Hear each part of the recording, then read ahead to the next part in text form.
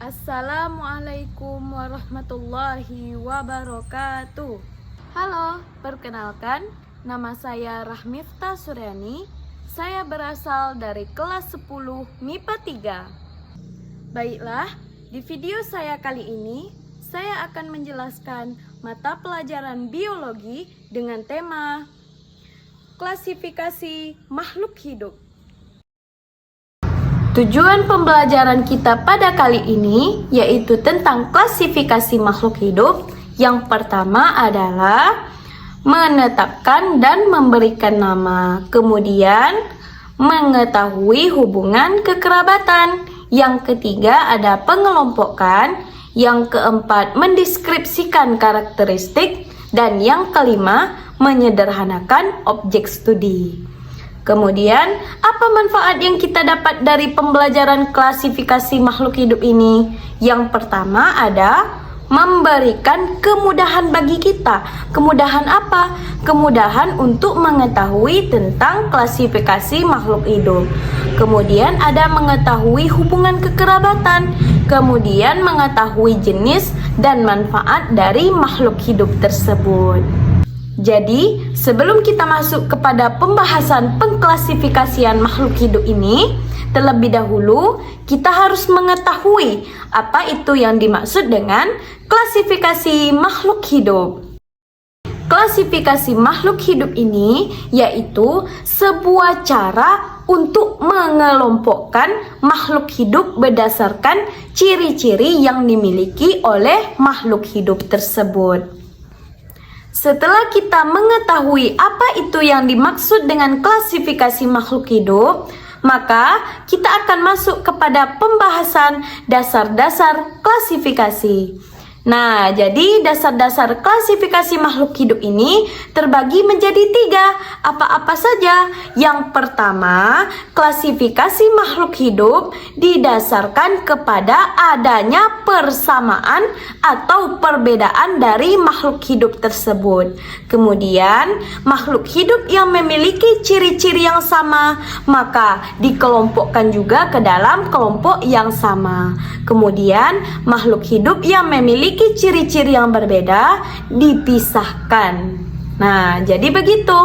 Jadi, yang akan kita bahas pertama kali yaitu berdasarkan persamaan dan perbedaan. Jadi maksudnya bagaimana? Di dalam klasifikasi makhluk hidup dikenal dengan tingkatan taksonomi atau kelompok. Nah, jadi mulai dari kelompok yang besar sampai kelompok yang kecil. Jadi kelompok-kelompok tersebut disusun berdasarkan persamaan dan perbedaannya. Nah, jadi dengan mengamati ciri-cirinya, kita sudah bisa mengetahui apa persamaan dan perbedaan dari makhluk hidup tersebut. Nah, contohnya seperti ini. Ayam dengan elang. Ayam dengan elang itu merupakan suatu golongan hewan. Ya, tepat sekali. Ayam dengan elang merupakan jenis Aves karena memiliki bulu, sayap, dan paruh. Nah, berdasarkan perbedaannya, ayam dengan elang dibedakan berdasarkan jenis makanannya, yaitu ayam tergolong ke dalam kelompok omnivora, yaitu pemakan segalanya, sedangkan elang tergolong ke dalam kelompok karnivora, yaitu pemakan daging.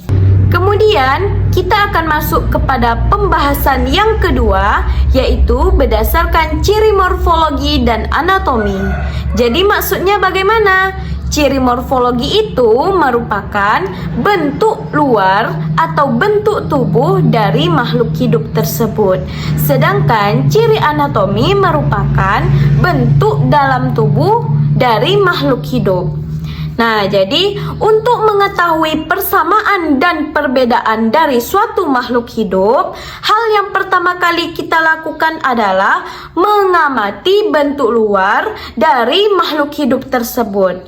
Dan kemudian setelah kita mengetahui bentuk luar dari makhluk hidup itu, kita dapat mengamati bagian-bagian apa saja yang ada di dalam tubuh makhluk hidup itu. Berdasarkan ciri morfologi, misalnya dalam hewan terdapat bentuk paruh dan jumlah sayap. Sedangkan di dalam bentuk tumbuhan, misalnya kita dapat mengamati bentuk pohon, bentuk daunnya, bentuk bunganya, warna bunganya, dan lain sebagainya. Nah, itulah yang dinamakan dengan ciri dari morfologi. Kemudian, berdasarkan ciri anatomi, maksudnya bagaimana? Yaitu dengan cara kita mengamati bentuk dalamnya. Misalnya, ada atau tidaknya sel trakea. Kemudian kambiumnya, apa itu kambium? Kambium itu merupakan lapisan jaringan meristematik pada tumbuhan. Kemudian ada atau tidaknya berkas pengangkut, ada atau tidaknya sel kambium, dan ciri-ciri yang sudah saya sebutkan tadi, itulah yang dinamakan dengan ciri anatomi. Kriteria klasifikasi makhluk hidup yang ketiga yaitu berdasarkan ciri biokimia. Misalnya, berdasarkan jenis-jenis enzim, apakah dia mengandung enzim amilase, enzim tripsin, enzim maltosa, enzim pepsin, dan enzim-enzim lainnya. Kemudian berdasarkan jenis-jenis proteinnya, kemudian berdasarkan jenis-jenis DNA-nya. Nah, hal tersebut yang dapat menentukan hubungan kekerabatan antara makhluk hidup satu dengan yang lainnya. Nah, kemudian di sini ada tingkatan takson menurut Carlos Linnaeus. Carlos Linnaeus ini membagi 7 tingkatan takson. Nah, gambar yang di sebelah kiri merupakan tingkat takson pada hewan, sedangkan gambar yang di sebelah kanan merupakan tingkat takson pada tumbuhan. Berdasarkan tingkatan klasifikasi makhluk hidup, tingkatan kingdom merupakan tingkatan tertinggi untuk makhluk hidup. Jadi, semua hewan dimasukkan ke dalam kingdom Animalia, sedangkan tumbuhan dimasukkan ke dalam kingdom Plantae. Yang kedua, ada filum atau divisi. Apabila kita mengelompokkan suatu makhluk hidup ke dalam kingdom, maka dengan melihat ciri-cirinya akan dimasukkan ke dalam suatu keluarga besar. Contohnya, hewan yang memiliki kaki berbuku-buku dan katikula yang keras, maka dimasukkan ke dalam filum Arthropoda. Kemudian yang ketiga, yaitu kelas. Apabila kelompok makhluk hidup dalam filum atau divisi memiliki ciri-ciri yang sama, maka dimasukkan ke dalam satu kelas. Contohnya, kelas pada hewan yang menyusui. Ada anjing, kucing, kerbau, sapi, dan lain-lain. Jika pada kelas tumbuhan dibedakan menjadi 2, yaitu tumbuhan berkeping 1 atau monokotil, dan yang kedua tumbuhan yang berkeping 2 atau dikotil. Kemudian yang keempat, ada ordo atau bangsa. Contoh hewan yang memiliki ordo karnivora, misalnya singa, harimau, serigala, dan lain-lain. Hewan yang memiliki ordo herbivora, contohnya sapi, kerbau, dan lain sebagainya. Kemudian, hewan yang memiliki ordo omnivora, misalnya adalah ayam, yaitu pemakan segalanya. Kemudian ada family atau suku. Nah, jadi nama family pada tumbuhan diberi akhiran Achaeae, sedangkan untuk hewan diberi akhiran Ideae.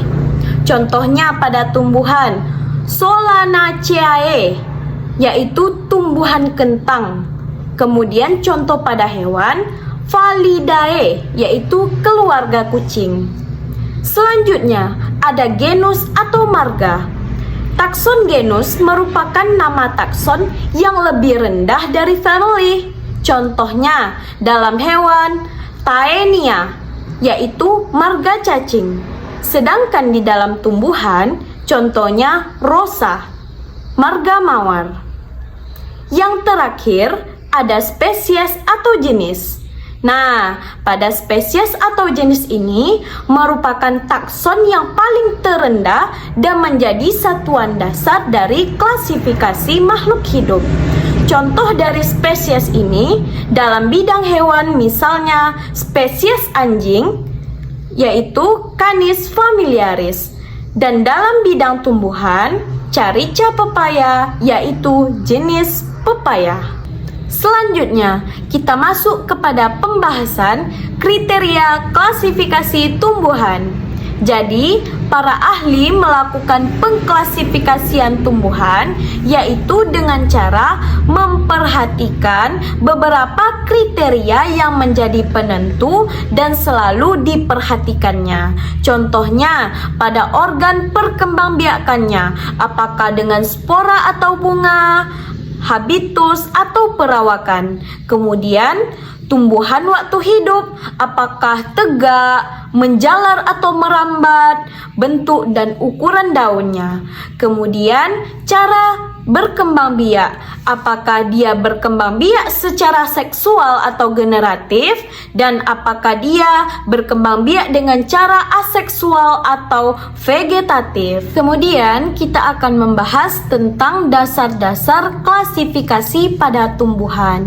Yang pertama yaitu ada struktur organ tubuh, yang kedua ada habitat, yang ketiga ada keberadaan jaringan pengangkut, yang keempat tipe silinder pusat, yang kelima kedudukan, bentuk dan ukuran daun, yang keenam cara perkembangbiakan, yang ketujuh struktur alat perkembangbiakan, dan yang kedelapan struktur bunga, buah dan biji. Kemudian kita masuk kepada pembahasan selanjutnya, yaitu kriteria klasifikasi hewan. Nah, di dalam kriteria klasifikasi hewan ini dapat diklasifikasikan dengan melihat saluran pencernaan pada hewan tersebut, kemudian kerangka tubuhnya dan anggota gerak sebagai berikut. Nah, jadi yang pertama, saluran pencernaan makanan. Hewan tingkat rendah belum memiliki saluran pencernaan makanan. Hewan tingkat tinggi mempunyai lubang mulut, saluran pencernaan, dan anus. Nah, yang kedua, kerangka tubuh. Kerangka tubuh hewan dibagi menjadi dua, yaitu kerangka di luar tubuh yang disebut dengan exoskeleton, kemudian ada kerangka di dalam tubuh yang disebut dengan endoskeleton. Nah, yang ketiga yaitu anggota gerak. Anggota gerak dari hewan berupa kaki. Kaki hewan ada yang berjumlah 2, 4, dan ada juga yang tidak memiliki kaki.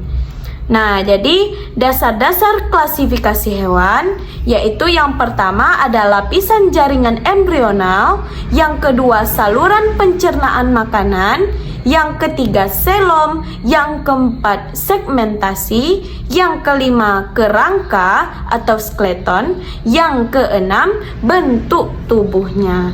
Nah, jadi ini merupakan penjelasan dari kriteria klasifikasi hewan. Selanjutnya, kita masuk kepada pembahasan prinsip-prinsip klasifikasi makhluk hidup. Jadi, prinsip dan cara pengelompokan makhluk hidup menurut ilmu taksonomi adalah dengan membentuk takson. Nah, jadi ada 4 tahapan, yaitu tahapan kegiatan dalam klasifikasi makhluk hidup. Yang pertama yaitu identifikasi. Nah, jadi identifikasi ini yaitu proses mendeskripsikan ciri-ciri makhluk hidup yang akan diklasifikasi. Nah, yang kedua ada pengelompokan, yaitu pengelompokan makhluk hidup berdasarkan ciri-ciri yang dimiliki oleh makhluk hidup tersebut. Yang ketiga ada penyusunan, dan yang keempat ada penempatan. Kemudian Ini merupakan tingkatan takson yang ada pada hewan. Kemudian kita masuk kepada pembahasan yang terakhir, yaitu urutan tingkatan takson yang tertinggi hingga terendah. Seperti yang saya jelaskan tadi, ada 7 tingkatan takson. Yang pertama ada kingdom, yang kedua ada filum atau divisi, yang ketiga ada kelas, yang keempat ada ordo, yang kelima ada family, yang keenam ada genus, dan yang ketujuh ada spesies. Contohnya seperti gambar berikut ini. Saya mencontohkan tingkat taksonomi kucing domestik dan tingkat taksonomi bunga Rafflesia. Baiklah, sekian video pembelajaran dari saya. Semoga bermanfaat bagi kita semua. Saya akhiri dengan Assalamualaikum warahmatullahi wabarakatuh.